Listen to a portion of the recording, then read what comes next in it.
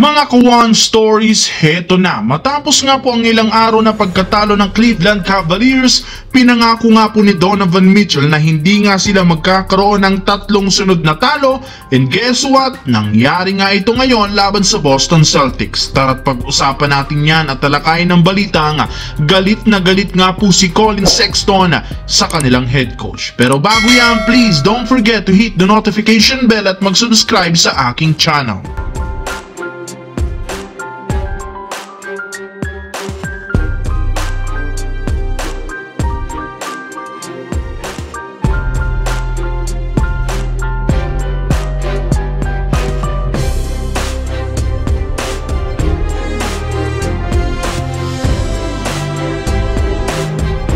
Nakabalik na nga po mga Kawan Stories ang Cleveland Cavaliers sa winning column matapos nilang matalo at mabawian ang defending champions na Boston Celtics sa pangunguna ni Donovan Mitchell 35 points at si Darius Garland na merong 22 points.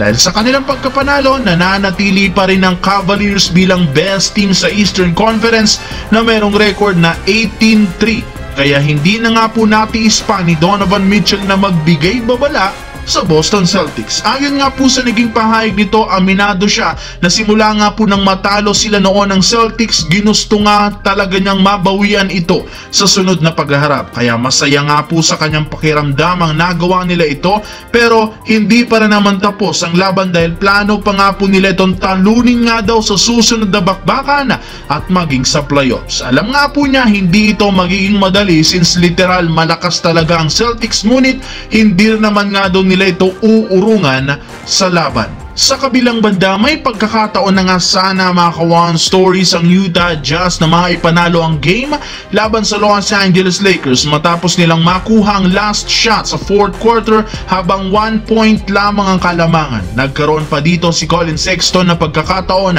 na makagawa ng winning layup. Ngunit sa kasamaang palad, na-wave nga ito ng mga referee dahil bago pa man siya mag-take off, tumawag na agad ng timeout si Coach Will Hardy kahit 2 seconds na lamang ang natitira. Kaya sa huli, natalo pa sila ng Lakers 105-104. Dahil nga sa nakakahiyang pagkakamali ni Coach, nagresulta ng pagkatalo, pinotakti nga siya ng pambabatikos at pinagmumura ng kanilang sariling fans. Ayon dito, ayaw nga talaga ng kanilang head coach na manalo kaya sinira nito ang napakalaking oportunidad ng Utah na manalo. Maging ang kanilang player na si Colin Sexton, kita sa camera, dismayado ito ng sobra.